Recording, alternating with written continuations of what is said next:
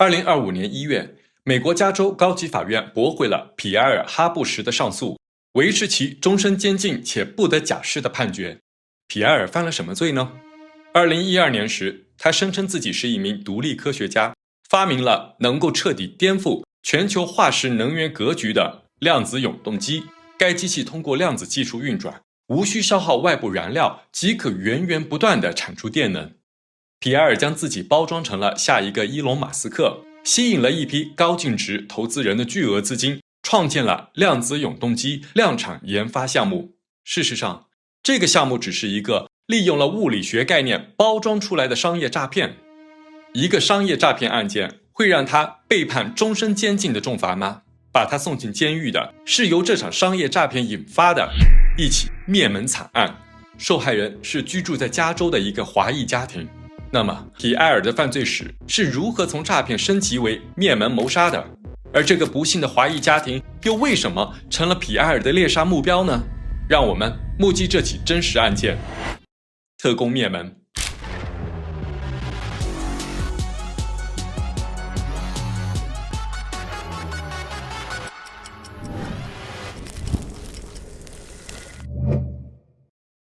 大家好，我是云奇，目击黑暗更清醒生活，欢迎你成为真实案件目击者。现在我们去到案件的发生地，美国加州。皮埃尔·哈布什1989年12月12日出生在美国德克萨斯州。在他18岁时，母亲南希因淋巴癌医治无效去世，这一变故对他造成了巨大的打击。他在高中毕业之后放弃学业，他的生活主要依赖于父亲和姐姐的经济支持。2012年时，皮埃尔随家人移居到了坦佩。坦佩是亚利桑那州立大学的所在地，聚集了大量寻求科技创新的年轻创业者和投资人。尽管连大学都没有上过，但皮埃尔却展现出了一种极强的自我包装能力。他利用大学城的学术氛围作为掩护，长期混迹于当地的图书馆，累积了大量诸如量子谐振、零点能等在当时属于前沿物理学领域的专业术语，把自己包装成了一名颠覆传统能源行业的天才街头科学家。他在坦佩租下了一间高档的顶层公寓，座驾是一辆极为显眼的亮红色法拉利跑车。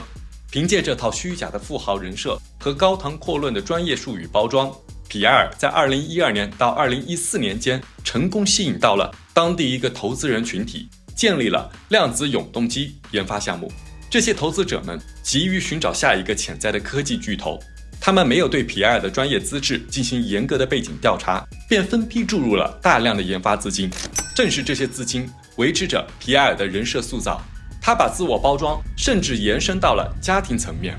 2014年，他的姐姐内恩和一名男子闪婚，并由此成为了美国 Bravo 电视台真人秀纪录片《新婚夫妇第一年》的第2季常驻嘉宾。皮埃尔也参与了录制，和他的姐姐内恩、父亲弗雷德展现了一个完美的精英家庭形象。但是，再精美的包装也有被撕破真相的时刻。随着投资款项的不断消耗，永动机的研发始终没有实质性的进展。投资者们不再保持耐心，他们启动了2次突击性的现场演示排查。在第1次的排查中，展示的永动机被发现在机器内部的隐秘夹层中连接着一个汽车蓄电池。皮埃尔被抓包了，但他凭借着强大的心理素质强行辩解为那是机器启动所需的初始催化能量。然而在第2次户外演示中，投资者们顺着设备线路向下挖掘，竟然发现永动机下方埋设了电线，直接连通到了商业电网中。这一次皮埃尔无法再继续狡辩，他制作的永动机骗局在2014年彻底宣告破灭。投资人们要求皮埃尔立即吐出投资款，并将对他进行追责。但此时皮埃尔已经将资金挥霍一空，所能扣押的资产只有那辆法拉利跑车。2015年初，皮埃尔跑路了，他跟随退休的父亲弗雷德搬到了位于加州洛杉矶南部的城市奥森赛德，在这里租房隐藏了起来。永动机的投资人们没有放弃追踪，皮埃尔为了弄到钱补上旧窟窿，开始在加州谋划新的骗局，身份也从物理科学家成了天才化学家。2015年下半年，在一场商业社交中，皮埃尔结识了一位在圣巴巴拉当地小有名气的华裔医生亨利·韩。韩医生当时正在开发一个极具野心的商业项目，他以为皮埃尔会是他的希望，却不知道皮埃尔将给他的家庭带来灭顶之灾。亨利·韩，中文名韩卫东，1958年出生在中国一个医学世家。1977年，他以优异的成绩考入北京中医学院，并以第1名的毕业答卷取得了中西医双学士学位。1985年，27岁的韩医生获得了政府奖学金，远赴加州大学进行深造。1991年，韩医生接手了位于圣巴巴拉的草药诊所。那个时代，中医药尚未进入西方主流视野，他默默耕耘了20多年，凭借深厚的中西医功底和整体医学理念，在当地社区建立起了良好的声誉。他将传统的针灸、东方草药和现代西方医学相融合，并和西医学者合作出版了学术著作《古老草药和现代医学》。他的至交好友唐纳德·戈德堡曾感慨，韩医生的诊所在圣巴巴拉长期扮演着病人的最后希望角色。在很多患者心中，他是一位充满温情和智慧的治愈者。同时，韩医生的财务状况十分优渥，他在圣巴巴拉北部郊区购置了一处占地7英亩、周围环绕着牛油果农场的独立庄园，名下还拥有高端车辆和丰厚的银行资产。2009年，51岁的韩医生遇到了22岁的中国女子于慧杰，两人很快结婚，并在2010年生下了女儿艾米丽。时间来到了2015年，全美范围内掀起了叶子合法化和衍生品商业化的热潮，尤其是在加州，正处于叶子产业爆发的风口，其中就包括 CBD， 它是从叶子植物中提取的一种非精神活性碳氢化合物。和 THC 不同， CBD 不会引起神经系统的置换反应。当时的科学研究表明，它在抗炎、镇痛、抗焦虑等方面具有一定的潜在临床医学价值。而商业舆论则将 CBD 包装成了一种几乎可治百病的奇迹神药。韩医生也将目光放在了这个领域，他希望将自己的中草药经验和现代 CBD 提取技术相结合，研发出一种具有颠覆性的高端皮肤护理和癌症辅助治疗产品。他计划成立一家新公司孵化这个项目，并将商业预期锁定在了数千万美元上。为了推进这个庞大的研发计划，他联合了当地皮肤管理行业的知名人士马克·帕伯伦和马拉·帕伯伦夫妇作为商业合伙人。然而，这个团队缺少一位能够操作现代分子提取技术的专业化学人士。这时候，皮埃尔出现了，一切完全是复制粘贴。皮埃尔利用自学的化学术语，伪装成了一名精通实验室分子重组和植物成分提取的独立化学天才。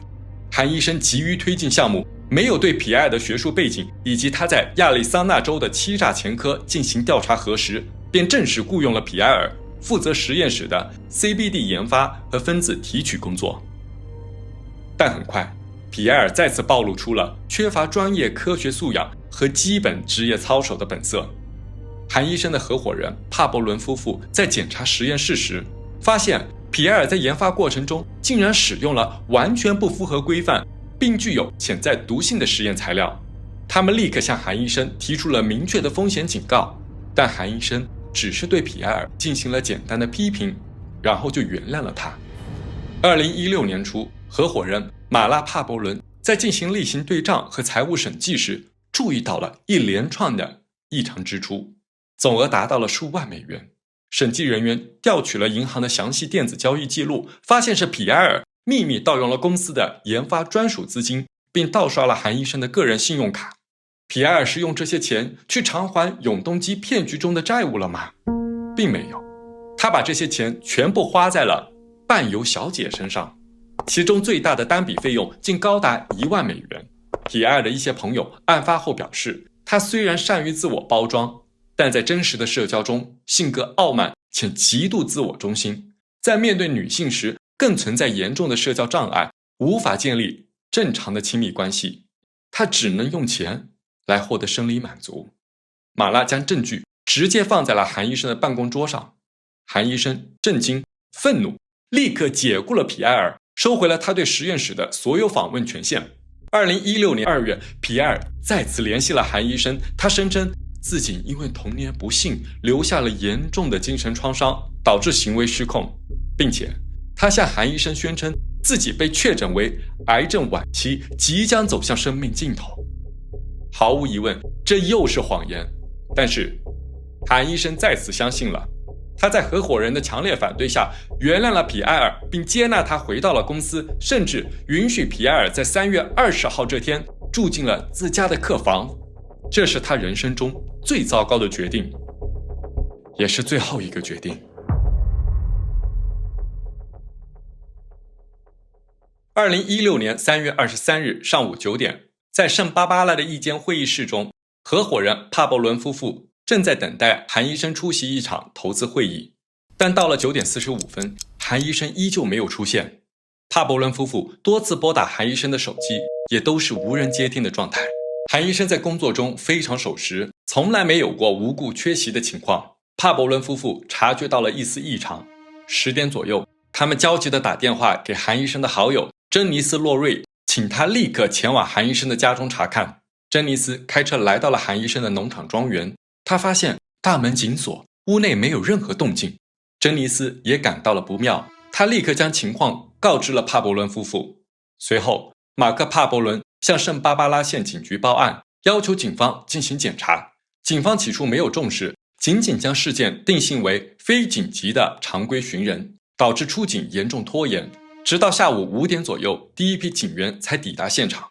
他们先是在庄园的外围进行了检查，但没有发现任何有用线索。时间来到了5点35分，警方这才强行破门而入，进入了独立车库。车库内的场景呈现出一种令人毛骨悚然的秩序感。一台洗衣机在运转着，并发出高分贝的震动报警声，里面是塞有弹壳的枕头。3具尸体被工整且紧密地并排藏匿在车库最内侧的一辆雷克萨斯 SUV 的后面。他们正是韩医生、韩医生的妻子于慧杰以及他们的女儿艾米丽。3名受害者分别被包裹在厚重的塑料防潮布内，外面用胶带一圈一圈地缠绕，成了木乃伊的形状。警员进行了现场勘查，确定第一行凶现场是2楼的卧室。3名受害者是在睡梦中遭到了残忍的枪杀。韩医生头部中弹3枪，妻子于慧杰也是头部中弹3枪，其中2枪从面部正面射入，1枪从耳后射入。而最让人痛心的是艾美丽，她在3天后就要过6岁的生日了，却在这个晚上遭到了最残忍的过度杀戮。她的头部和面部整整中了8枪，其中最大的弹孔在额头的正中央，伤口周围的皮肤有明显的灼伤痕迹，这显示凶手将枪口直接顶在了艾米丽的额头上，实施了零距离的处决。现场勘查人员根据屋内留下的弹孔痕迹推断，凶手在凶器枪支上安装了消音器，这是一场有计划的灭门谋杀。芭芭拉县警局迅速成立了专案组，警方在韩医生的办公桌上发现一份已经签署的商业文件，内容是韩医生自愿将价值2000万美元的 CBD 商业项目的全部控制权、技术专利以及相关的财务账户转让给皮埃尔。而这份文件的签署时间是谋杀案的前一天，3月22日，皮埃尔因此进入了警方的视野。通过技术侦查，警方还原了3月20日到3月23日之间发生的事情。3月20日，皮埃尔独自在附近的加德堡建材超市购买了大量高强度塑料布和胶带，他的影像留在了加德堡超市的监控录像上。而当天他所购买的材料和车库中包裹尸体的物证完全吻合。然后他开车来到了韩医生家中，以帮助韩医生安装器械设备为借口，住在了他的家中。3月21日，皮埃尔在韩医生的办公电脑上安装了一款叫做键盘记录器的间谍软件，用于窃取韩医生的个人资料信息。当天晚上，他在韩医生家的客房中进行了网络搜索，内容令人心寒，头骨的哪个部位更容易穿透。3月22日，皮埃尔开车离开了韩医生家。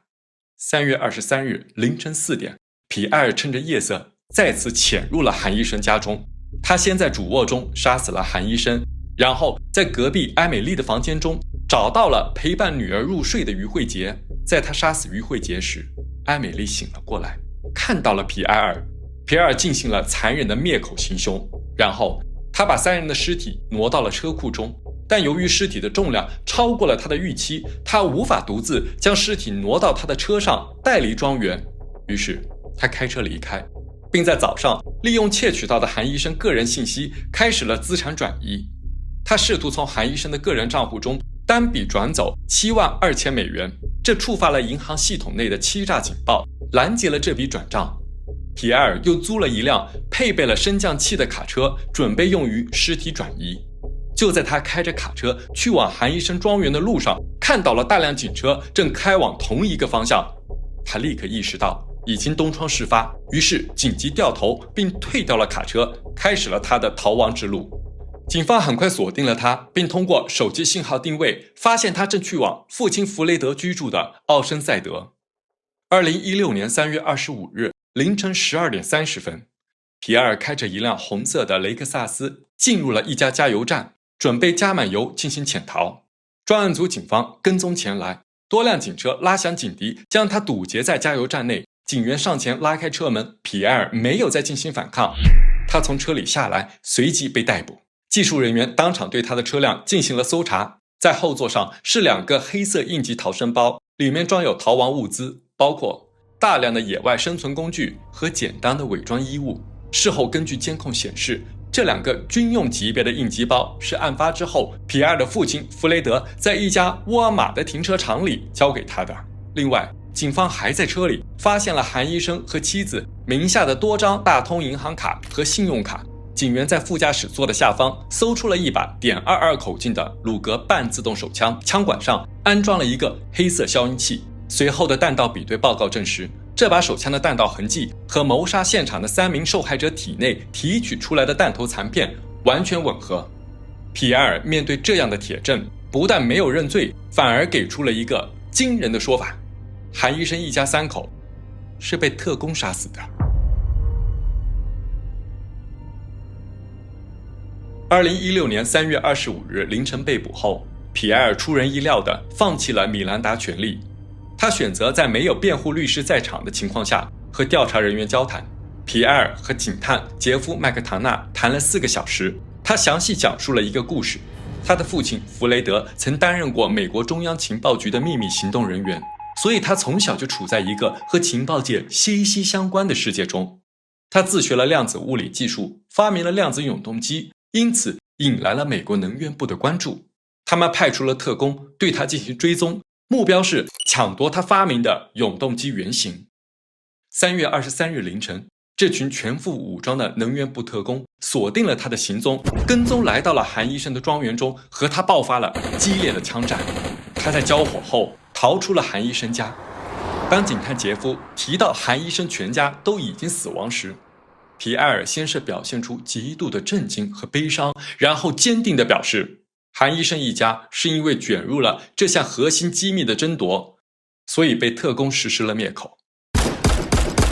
4年前，皮埃尔在亚利桑那州利用永动机骗局骗取了大量投资，而灭门案发，他仍然沿用永动机模板编造出了这样一个极为荒谬的特工灭门故事。他荒唐的说辞和一本正经的态度让警探们哭笑不得。没有任何证据显示韩医生的庄园内发生过激烈的枪战。在随后的调查中，警方挖掘出了皮埃尔的更多荒诞举动。早在策划谋杀之前，他在网络上留下了搜索记录，询问在哪里能买到电影《不可能的任务》中出现过的那种逼真的真皮面具，以便他可以伪装成亚洲人。3月17日，谋杀案发生前的6天，他尝试过伪装成亚裔形象去银行，冒充韩医生的身份，试图提取账户中的资金。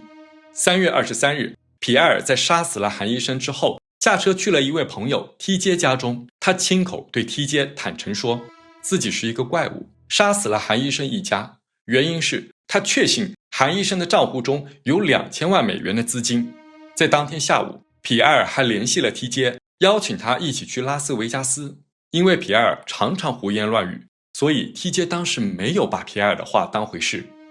3月24日，皮埃尔在逃亡的过程中，竟然咨询了一位在线通灵师马可伯爵。他这样问道：我会因为我做的事被抓住吗？通灵师马克反问他：你做了什么事？皮埃尔没有正面回答，只是把自己的问题再重复了一遍。马克回复他：不管你具体做了什么，你最终都会被抓住。一语成谶，皮埃尔仅仅逃亡了2天就被警方逮捕，并有成堆的铁证指向他就是这起灭门惨案的唯一凶手。案件经历了5年多的漫长取证和审前延迟，最终于2021年10月在加州圣巴巴拉县法院正式开庭。皮埃尔的姐姐内恩、父亲弗雷德都没有出现在旁听席上支持他，而弗雷德在调查之初辩称完全不知道皮埃尔的犯罪行为只是为了他的露营需求提供了应急包，因此没有被起诉。2021年11月24日，法官布莱恩·希尔作出裁决，认定皮埃尔·哈布什面临的3项1级谋杀罪名全部成立，判处3项终身监禁，且永远不得假释。2023年，皮埃尔的父亲弗雷德·哈布什去世，在公开的相关讣告和解密档案中，竟然展现了一个惊人的信息：弗雷德在20世纪80年代深入参与过中东地区的军火交易和谍报活动，他确实曾经是一个特工。这让皮埃尔的残酷谋杀案件更增添了一份荒诞色彩。2022年5月，皮埃尔提起了上诉。他手写了一份冗长的补充自辩书，坚称自己是被美国能源部的秘密特工联合警方陷害的。2025年，皮埃尔的上诉被推翻，这起案件终于尘埃落定。从现在回望10年前，